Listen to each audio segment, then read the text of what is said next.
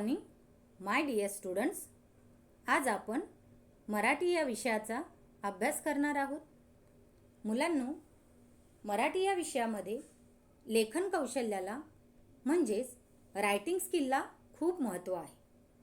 म्हणूनच आज आपण निबंध लेखन या पाठाचा अभ्यास करणार आहोत. मुलांनो, निबंध नेमके कशाला म्हणायचे बघा. निबंध या शब्दाची फोड आपण अशा प्रकारे केलेली आहे. स्लाइडमध्ये दिसते तुम्हाला. नि अधिक बंध बरोबर निबंध. योग्य बंधनात बांधलेले विचार. निबंध या शब्दाचा अर्थ बघा मुलांनो. बांधणे, गुंफणे, जुळणे.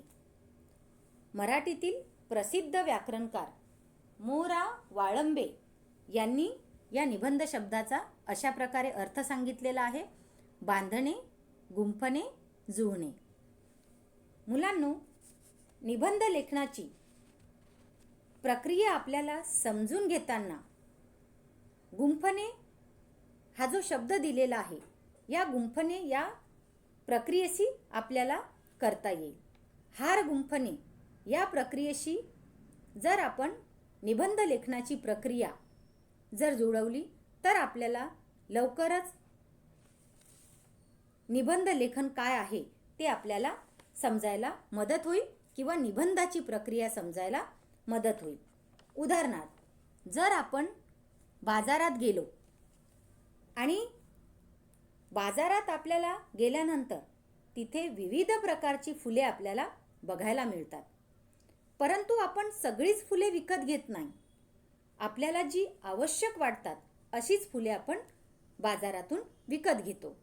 त्याचप्रमाणे आपण निबंध लेखन करताना आपल्या मनामध्ये असंख्य विचार असतात, परंतु आपण फक्त आपल्या विषयाला अनुसरून असलेले विचार घेत असतो.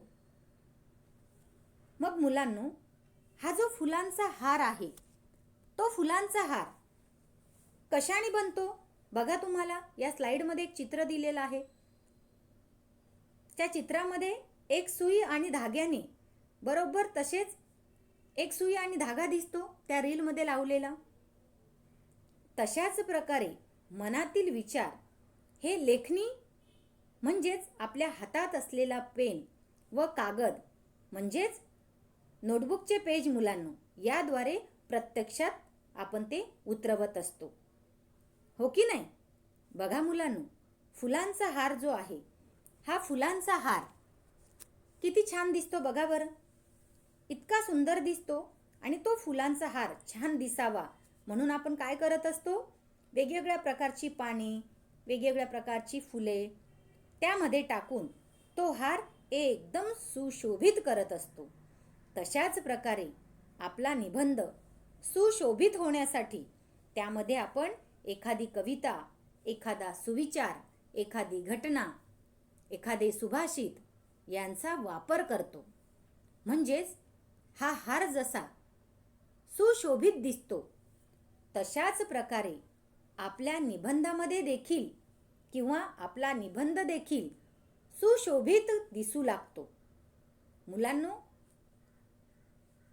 हा जो हार आहे, या हाराचं उदाहरण मी तुम्हाला याच्यासाठीच दिले की तुम्हाला निबंध लेखनाची जी प्रक्रिया आहे ती चांगल्या प्रकारे समजावी म्हणून आपण इथे या फुलाचं उदाहरण घेतलेलं आहे. आता आपण निबंध लेखनाची व्याख्या बघूया. निबंध लेखन म्हणजे विचारांची विषयानुरूप केलेली सुसंगत मांडणी किंवा मुद्देसूद मांडणी होय. पुन्हा एकदा ऐका मुलांनो. निबंध लेखन म्हणजे विचारांची विषयानुरूप केलेली सुसंगत मांडणी किंवा मुद्देसूद मांडणी होय. आलं लक्षात तुम्हाला निबंध लेखनाची व्याख्या. मग आता आपण निबंध लेखन करताना कोणकोणत्या बाबी लक्षात घ्यायला हव्या, आवश्यक बाबी, त्यांचा विचार करूया. बघा मुलांनो, पहिलं काय दिलेलं आहे, निबंधाची सुरुवात ही आकर्षक असावी. मग नेमकी ती आकर्षक म्हणजे कशी असावी? तर त्यामध्ये कविता, सुविचार, म्हणी, सुभाषिते, वाक्प्रचार, घटना इत्यादींचा उल्लेख करावा, म्हणजे ती सुरुवात आपली आकर्षक दिसेल. त्यानंतर दुसरा आहे निबंधाचा गाभा. मुलांनो, निबंधाचा मधला भाग, ज्याला आपण निबंधाचा गाभा म्हणतो, मधल्या भागाला, त्यामध्ये कमीत कमी मुद्दे असायला हवे, म्हणजे अगदी छान आणि सुटसुटीत असे दिसतील. तिसरा बघा, योग्य तेथे परिच्छेद पाडावे. निबंध लेखन करताना योग्य तेथे परिच्छेद असले तर आपल्याला निबंध वाचायला आणि समजायला सुद्धा सोपा जातो. 4. अक्षर सुवाच्य असावे. मुलांनो, अक्षर कसं असायला हवं निबंध लेखन करताना? सुवाच्य, म्हणजेच एकदम चांगले नसले तरी ते निबंध तपासणाऱ्याला किंवा निबंध तपासणाऱ्या परीक्षकाला समजेल असे तरी काढायला हवेत. 5. निबंध लेखन हे व्याकरणीय दृष्टीने शुद्ध असावे. कसे असायला पाहिजे निबंध लेखन? व्याकरणीय दृष्ट्या शुद्ध, म्हणजेच योग्य त्या ठिकाणी पूर्णविराम द्यायला हवा, योग्य त्या ठिकाणी उद्गार चिन्हांचा वापर करावा, अशा या व्याकरणीय दृष्ट्या ते शुद्ध असायला हवे. 6. निबंधाची भाषा सोपी असावी. कशी असायला हवी? निबंधाची भाषा सोपी असायला हवी. मुलांनो, समजले तुम्हाला की निबंध लिहिताना आवश्यक त्या बाबी आपण लक्षात कशा ठेवायला हव्या? आता आपण निबंध लेखनाचे प्रकार अभ्यासूया. बघा मुलांनो, आपण निबंध या शब्दाची फोडही बघितली. त्यानंतर निबंध लेखन करताना कोणकोणत्या बाबी लक्षात घ्यायला हव्या, निबंध लेखनाची व्याख्या हे बघितले. आता आपण निबंध लेखनाचे प्रकार बघूयात. पहिला आहे वर्णनात्मक निबंध, दुसरा आहे आत्मकथनात्मक निबंध आणि तिसरा आहे कल्पनात्मक निबंध किंवा कल्पनाप्रधान निबंध असंही आपण म्हणू शकतो.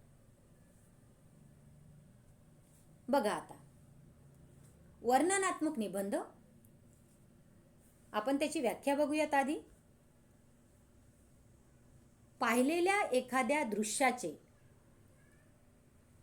व्यक्तींचे किंवा प्रसंगाचे चित्र हुबेहूब शब्दात रेखाटणे यालाच वर्णनात्मक निबंध म्हणतात.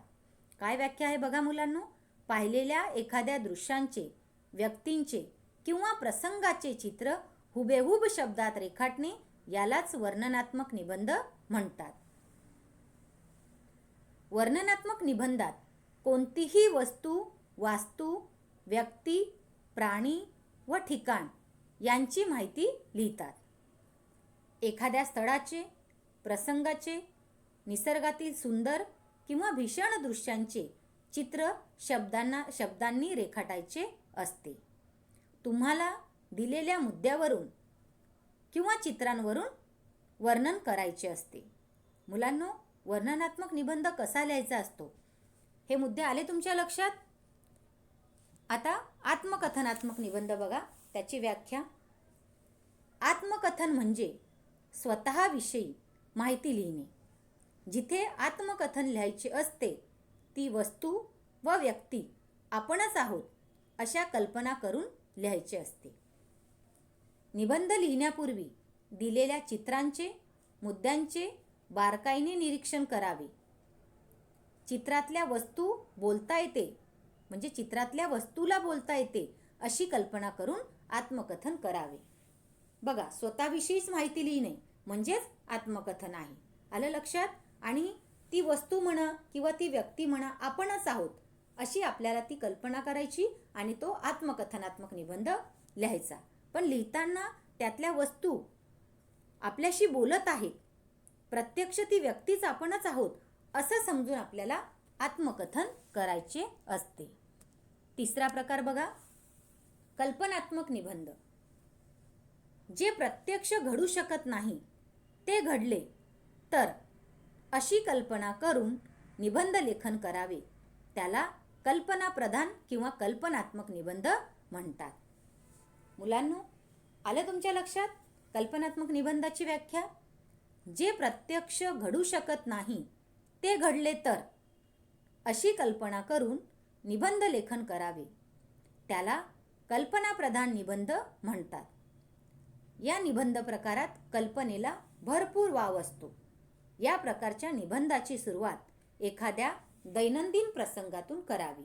म्हणजे फक्त आपण कल्पना करायची आणि ती कल्पना करून आपण निबंध लिहायचा, कारण यामध्ये कल्पनेलाच खूप वाव असतो. आणि दैनंदिन जीवनामध्ये एखादी म्हणजे त्याची सुरुवात आपण दैनंदिन जीवनातून सुद्धा किंवा त्या दैनंदिन जीवनातल्या आलेल्या प्रसंगातून सुद्धा करू शकतो. मुलांनो, निबंधाचे हे 3 प्रकार आले तुमच्या लक्षात? 1 वर्णनात्मक निबंध, 2 आत्मकथनात्मक निबंध आणि 3 कल्पनात्मक किंवा कल्पनाप्रधान निबंध. आता आपण प्रत्यक्ष निबंधच बघूया.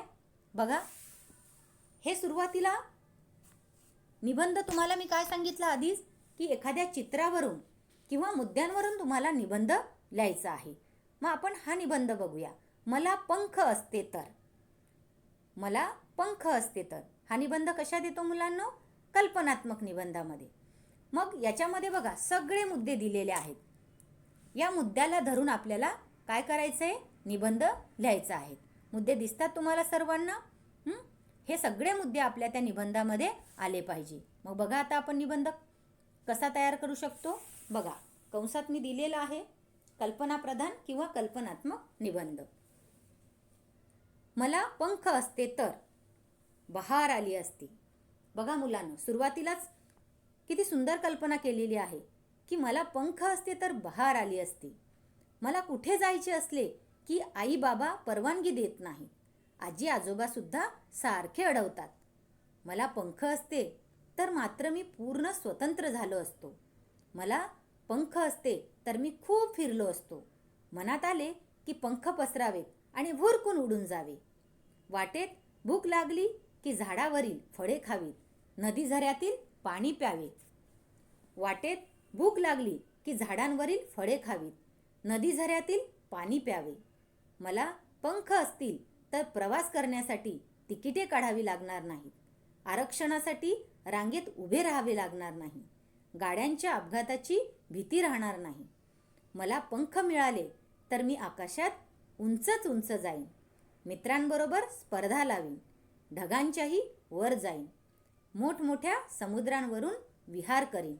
खरेच मला पंख हवेत. खूप खूप मज्जा येईल. बघा मुलांनो, किती छान मुद्दे दिलेले आहेत आणि त्या मुद्द्यावरून आपल्याला अशा प्रकारची कल्पना करून असे निबंध लिहायचे आहेत. मी तुम्हाला निबंधाच्या एका प्रकारातला हा निबंध दिलेला आहे. आता निबंध लेखन तुम्हाला समजलेच असेल. आता मी तुम्हाला एक स्वाध्याय देते. तो स्वाध्याय तुम्ही लिहून घ्या. माझा आवडता पक्षी मोर. हा वर्णनात्मक निबंध आहे. मोराचं वर्णन करून तुम्हाला लिहायचं आहे. आणि PDF मध्ये मी तुम्हाला एक आत्मकथनात्मक निबंध दिलेला आहे. म्हणजे 3ही निबंधाचे प्रकार आपण अभ्यासले आणि तिघांचेही तुम्हाला निबंध तुमच्याकडे आलेले आहेत. आलं लक्षात? धन्यवाद.